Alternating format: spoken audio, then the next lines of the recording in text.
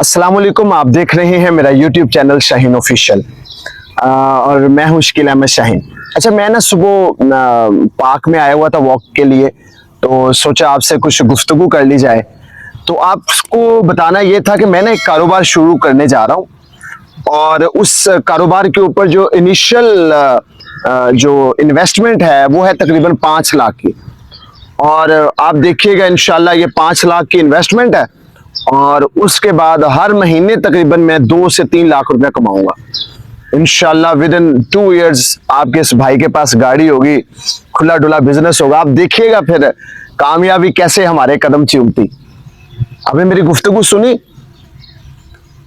मैंने आपके सामने अपना बिजनेस प्लान शेयर कर दिया।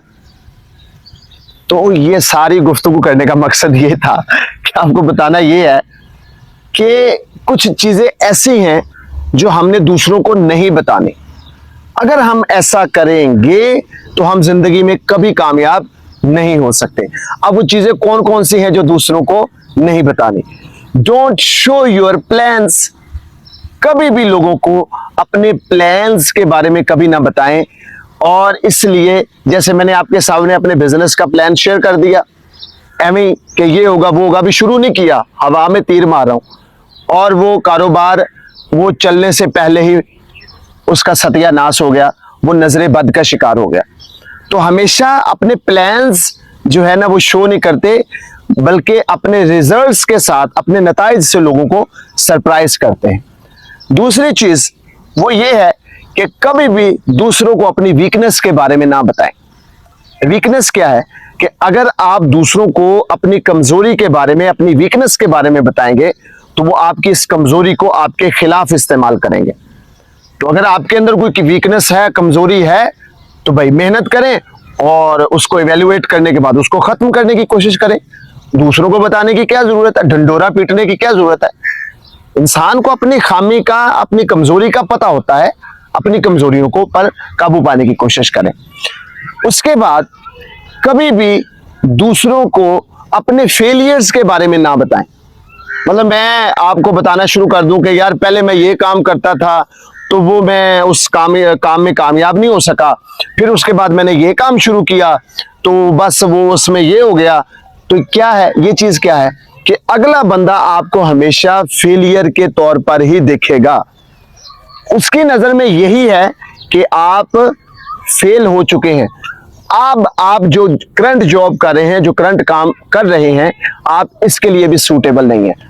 तो आपने ये बात हमेशा याद रखनी है कि कभी भी दूसरों को अपने फेलियर्स के बारे में ना बताएं, बल्कि अपने फेलियर से, अपनी नाकामियों से सीखने की कोशिश करें। बेहतरीन इंसान वही है जो अपनी नाकामियों से सीखता है। देखिए ना, कहा जाता है ना कि मैं ये नहीं कहता कि मैं 100 दफा फेल हुआ, बल्कि मैं ये कहता हूं कि मैंने 100 ऐसे तरीके दरियाफ्त कर लिए हैं जो नाकामी का बायस बनते हैं।